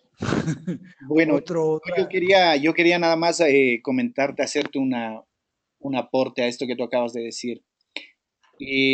Fíjate que dentro de del grupo de jóvenes entusiastas con poca formación y poca formación política, me refiero, y poca capacidad de visionar esto que tú estás diciendo, en plena campaña estaban buscando elementos para desacreditar a Lenin Moreno, ¿no? Y te voy a contar una cosa que no te voy a decir el nombre, obviamente no tiene sentido ahora, pero es una persona que tú seguramente la conoces y que proponía buscar fotografías, imágenes, noticias que desacrediten a la persona, Lenin Moreno. O sea, te voy a decir exactamente lo que buscaban, fotos de borracheras, de cosas. Entonces, claro, si tú te das cuenta si esto es lo que estaba atrás de la candidatura de Lasso, es lógico lo que ha pasado, es evidente lo que ha pasado, ¿no? Digamos, la pérdida del candidato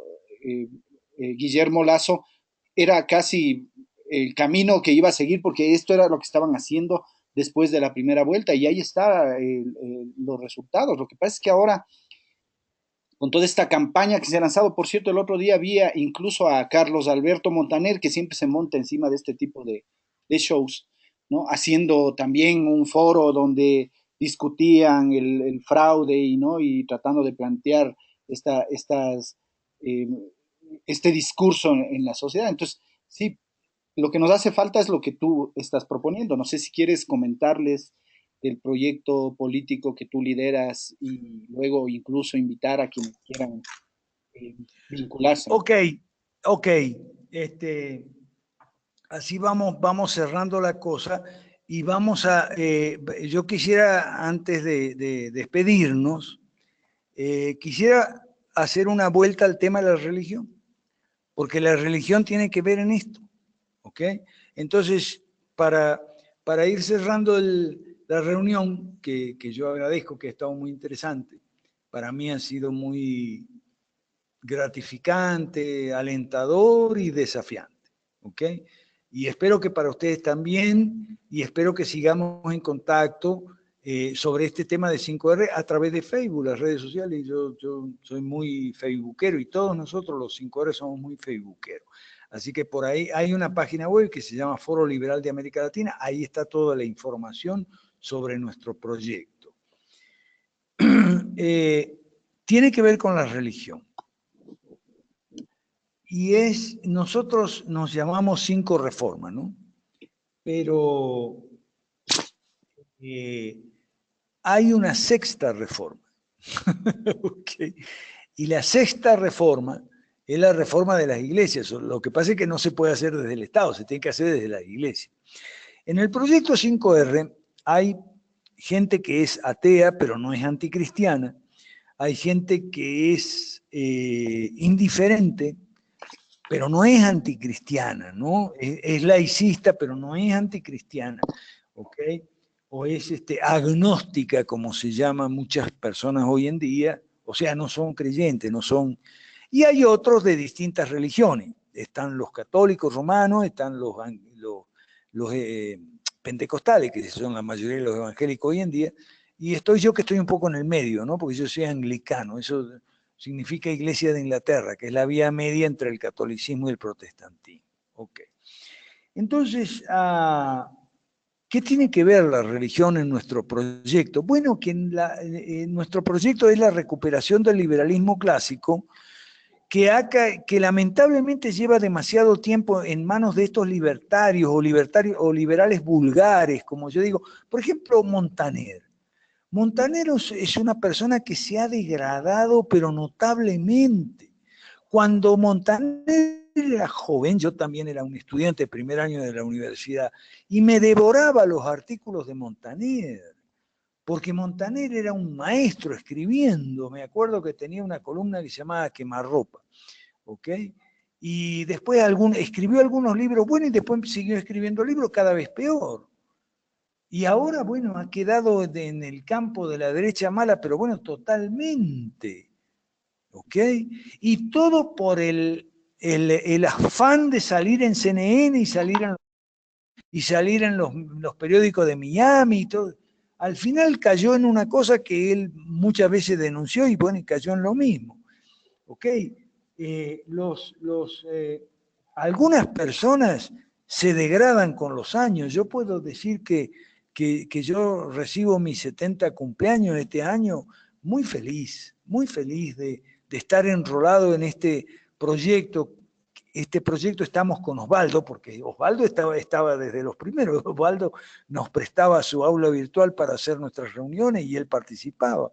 ¿Ok? Osvaldo está en nuestro proyecto, está también Pablo Zambrano de Quito, está también la gente de otros países, está Clotilde Alviso, hay un video ahí, yo se lo puedo pasar, está Claudio Sola en el Perú. Estamos mucha gente recuperando el liberalismo clásico, recuperando las raíces cristianas o judeocristianas, si usted quiere, ¿no? Porque estamos hablando sobre todo de Antiguo Testamento, de donde está la parte política de la Biblia, concentrada en las primeras 5 libros, mostrando que para Dios la política es muy importante, porque la política tiene que ver con justicia, con gobierno, con orden, con paz. No es lo mismo que politiquería. ¿Okay? Entonces, estamos recuperando las raíces cristianas del liberalismo. O sea, estamos recuperando el liberalismo clásico con raíces y todo, con raíces cristianas. Ahora, sin desconocer los aportes, digamos, humanísticos de vertientes, digamos, de pensamiento que no son cristianas. No lo negamos en absoluto. Eso ha venido a enriquecer la tradición del liberalismo clásico. Bien, entonces, y estamos traduciendo ese liberalismo clásico en un proyecto político para toda América Latina, ¿ok? Y la sexta reforma tiene que ver con la reforma de las iglesias. Lamentablemente, las iglesias evangélicas están lamentablemente en mal estado, tanto por su clero, por su pastorado, como por sus bases, por los creyentes, los fieles, están en un estado de ignorancia muy grande. Y la Iglesia Católica Romana lamentablemente está mal por la cabeza, ya en el Vaticano está, gracias a Dios, afortunadamente, hay sectores conservadores en la Iglesia Católica Romana que hacen lo bueno que hacen siempre, ¿no? Con la autoridad del Papa, se acata pero no se cumple, ¿ok? Algunos están en franca desobediencia, ¿ok? Otros no, pero tampoco le siguen, le aplauden sus chistes y sus gracias a este señor. Entonces, en medio de ese panorama religioso y político de América Latina, porque hay un panorama religioso en lo que hace al cristianismo, ¿ok? En América Latina, en el judaísmo hay un sector conservador muy robusto también, muy valioso, ¿ok? Enlazado con el sector judío conservador de los Estados Unidos. Eso es importante. Y también tenemos, hay que decirlo, ¿ok? También tenemos gente islámica que no son terroristas. En España hay algunos sitios web interesantes y esto nos puede dar alguna luz sobre el panorama internacional, porque estamos hablando del panorama religioso en América Latina, el panorama político en América Latina, pero el contexto mundial está un tanto enredado y la región no se puede escapar obviamente a lo que es el cuadro político internacional hoy en día. Entonces nosotros en el Centro de Liberalismo Clásico impulsamos este proyecto. Somos un tanque de pensamiento para la acción, ¿ok? Y tenemos un tanque de acción que es el Foro Liberal de América Latina. Entonces es un proyecto muy ambicioso, no lo niego. Muy difícil, no lo niego, ¿ok? Pero está abierto, tenemos abiertas las puertas para toda la gente que quiera informarse y después tomar una decisión sobre si se incorpora o no, si se sube al barco con nosotros o no, ¿ok? Pero nos gustaría que primero nos informemos sobre qué es lo que estamos manejando, cuáles son nuestras coordenadas, y después que la gente tome una decisión. Si le gusta el proyecto, pues se sube al barco, bienvenido a bordo, y si no le gusta, pues no sube.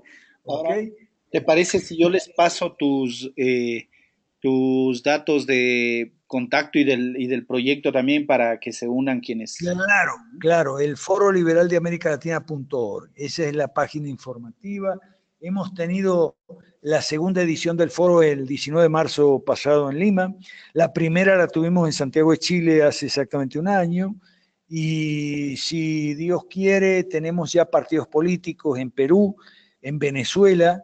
En Venezuela hacemos este 29 y 30, o sea, fin de mes, ahora nomás, dentro de 10 días hacemos el primer Congreso Nacional y estamos preparando una reunión nacional en otros países también, aquí en Bolivia, en Colombia, en fin. Y en Guatemala ya hubo reuniones.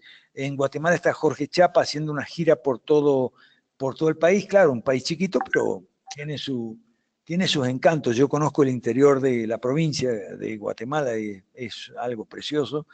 Y en El Salvador, Jorge también se está impulsando a Osval Chamagua para hacer 5R El Salvador, ¿ok? Y eso nos da una fortaleza increíble. Nosotros partimos de la base de que todos nuestros países tienen los mismos males, padecen los mismos males, tanto en lo económico como en lo político, en lo religioso como en lo cultural y educativo. ¿Ok?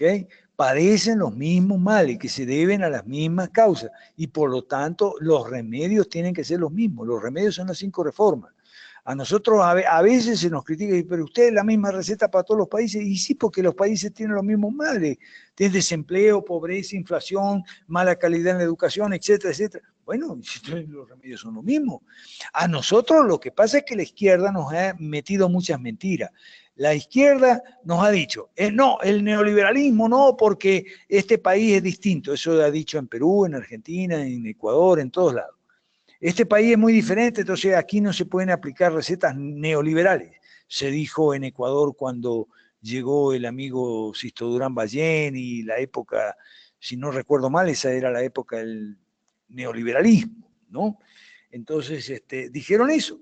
Pero es una mentira, que no se la creen ni ellos, porque después las recetas que aplican son exactamente las mismas en todos los países, variando las dosis. En algunos te dan una dosis fuerte de 500 miligramos, no, incluso inyectables y tal, y en otros te dan dosis más livianas, ¿no? Pero es la misma receta, socialismo, izquierda cultural, izquierda económica, son las mismas recetas.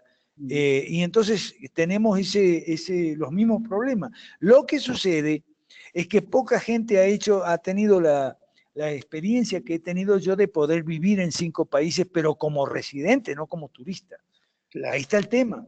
Cuando vos vas a un país, cuando vos sos del Ecuador y vas al Perú o vas a Colombia como turista, te enseñan y vas a conocer, lógicamente, a eso vas, lo que Colombia o Perú tienen de distinto al Ecuador, en paisaje, en comida, en ropa, en folclore, en la manera de hablar. Y entonces estás en el clima, la geografía, por supuesto, ¿ok? Y estás 15 días o 10 días. Y entonces ves todo eso y te regresas a tu país. Y entonces dices, no, que Colombia es distinto al Ecuador. No, Colombia no es distinto al Ecuador. Lo que pasa es que vos viste como turista la parte que es distinta. Pero quédate a vivir en Colombia, alquilar una casa, tratar de formar una sociedad, obtener un empleo, ir a una oficina pública a hacer un trámite, obtener la tarjeta de residente o cosa por el estilo, alquilar un apartamento o comprar un apartamento, darle en alquiler o chocar en la esquina con un carro que alquilaste, ¿okay? O con un carro que compraste o te prestaron. Trata de, o sea, pasa por la experiencia de tener un choque de carro, ¿no? Y entonces vas a ver que tu país es exactamente igual. No sé si me explico esa parte. Sin duda, sin duda.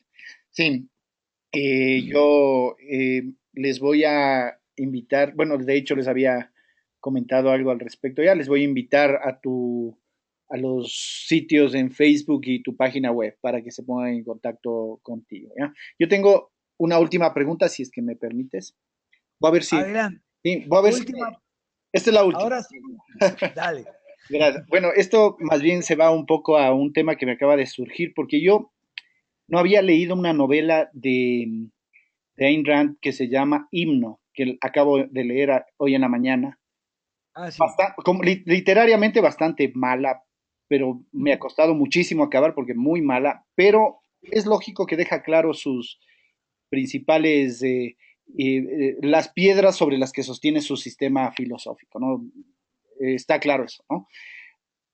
A mí me surgió una pregunta este rato con todo lo que has dicho, porque ella hace en esta novela una referencia a Prometeo, ¿no es cierto? Al mito griego de Prometeo y la idea de, de mejora de la humanidad. Y no sé si lo que está tratando de hacer es tratando de decirnos que esa idea o ese sentido cristiano escatológico original, o no es original del cristianismo, sino que viene mucho antes y de esa manera tratando de dejar de lado esta idea del progreso que viene occidental, que viene del cristianismo. No sé si estoy explicándome, pero a mí me gustaría tener tu opinión de eso, porque ahora que has dicho todo lo que has dicho, hoy se me ha aprendido una especie de duda alrededor de eso, ¿no? No me acuerdo exactamente de himno porque lo leí hace mucho tiempo, ¿ok? A mí, yo creo que Vargas Llosa sabe de literatura, entonces él dice por ahí que no le gustan las novelas de Ayn Rand, porque son novelas políticas y la novela política no es novela. Tiene toda una reflexión ahí sobre, un juicio crítico sobre Ayn Rand. A mí tampoco me gustan las novelas de Ayn Rand mucho, no me gustan mucho. Lo que me encantan son las obras filosóficas de Ayn Rand, especialmente un librito que se llama Filosofía, ¿quién la necesita?, que gracias a Dios ya está otra vez traducido al español y yo lo recomiendo mucho. ¿Ok? Más que Himno, que el Manantial, que el Atlas, la rebelión de Atlas y todo eso. Más que eso, yo lo que recomiendo de Ayn Rand es Filosofía, ¿quién la necesita? Eso realmente para mí tiene un gran valor. En cuanto a Prometeo, lo que sucede es lo siguiente.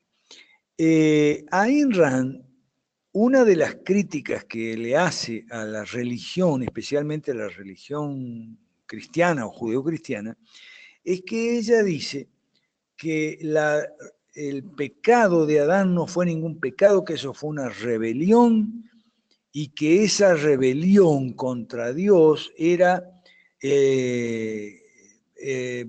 lo que Adán quería era madurar. Y eso está bien, no está mal. ¿Ok? Bueno, esa es la interpretación de Ayn Rand de el Génesis 1 y 2, o sea, el pecado de Adán y Eva y el tema ese, ¿no? Entonces, el mito de Prometeo, creo que Ayn Rand lo vincula al episodio de Adán y Eva, pero Ayn Rand no es la única en todo caso que lo vincula al mito de Prometeo. Es decir, una rebelión del hombre contra los dioses, que es el humanismo, es la rebelión del hombre contra los dioses y es algo plausible, algo que no tiene nada de malo, que no tiene nada de pecado, que más bien por el contrario es liberarse de Dios, que es un tirano, porque quiere, o los dioses en términos griegos, ¿no? Porque Dios es un tirano, porque quiere mantener al hombre sometido. Esa es la lectura, digamos, de Ayn Rand, de Génesis. Claro, se ve que lamentablemente Ayn Rand de ahí no pasó, de los primeros 2 capítulos de Génesis no pasó, se ve que no le gustó nada y tiró la Biblia al bote de basura. Es una pena que Ayn Rand no hubiera emprendido estudios sistemáticos de lo que es la Biblia, porque no le habría resultado tan desagradable, creo yo, si la hubiera podido entender bien.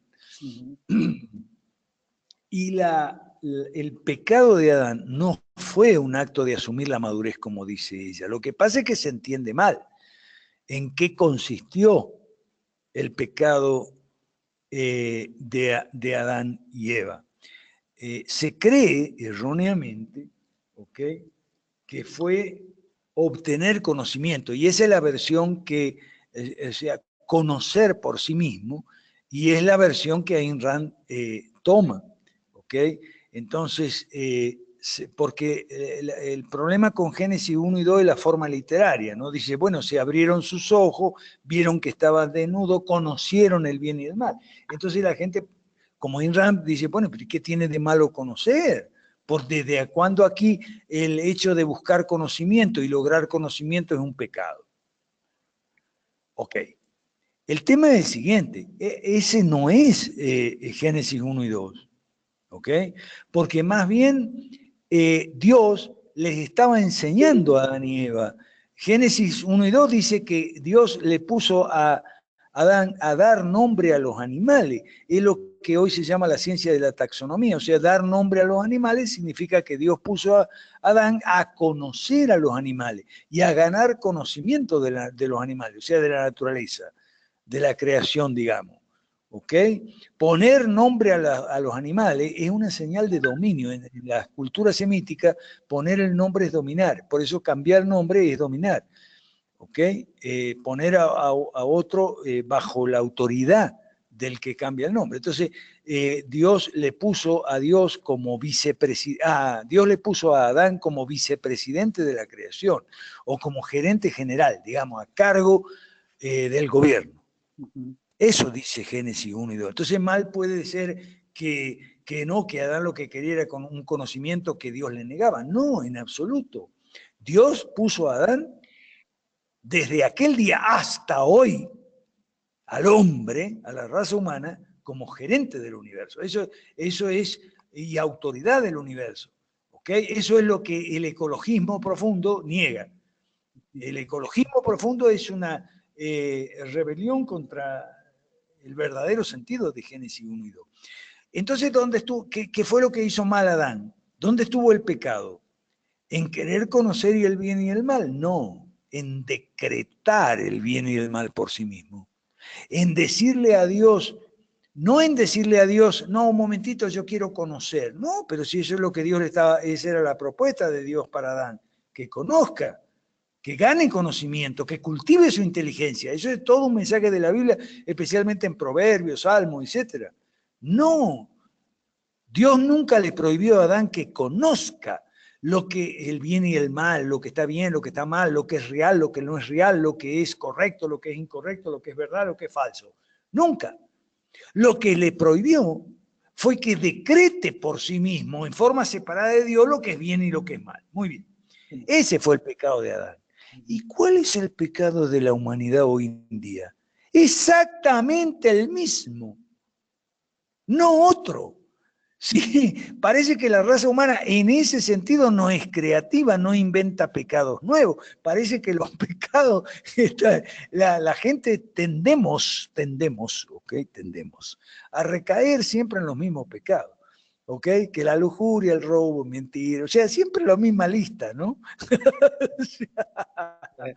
Bueno, entonces, Pero, sí, ajá, adelante. no, lo que sí, es que quizás mi pregunta iba hacia lo siguiente. Esta idea de progreso occidental, sobre todo, ¿ya? Uno puede encontrar en Antígona, por ejemplo, de Sófocles, ya puede encontrar referencias al progreso de la humanidad.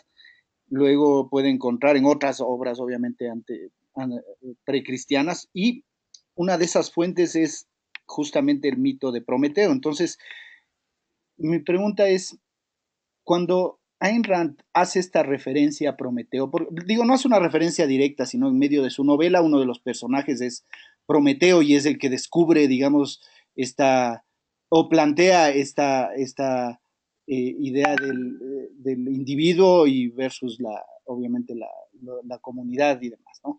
Pero cuando hace este tipo de planteamientos, no está tratando de eh, plantear una escatología lejos del sentido cristiano?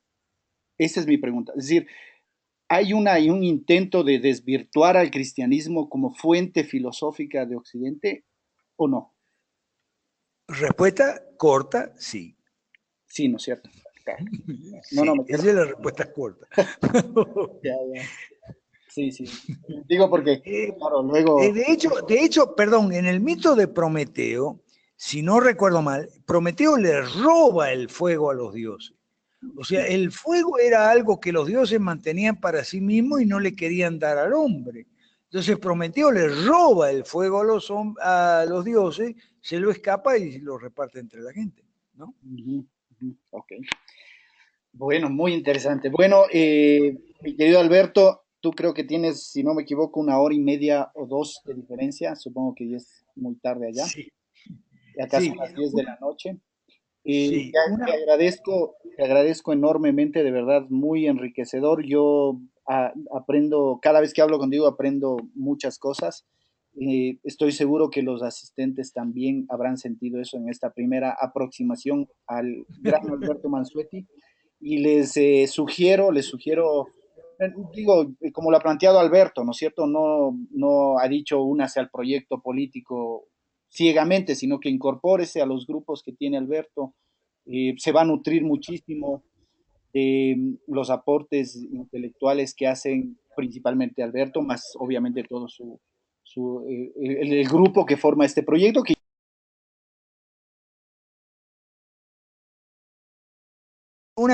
¿Aló?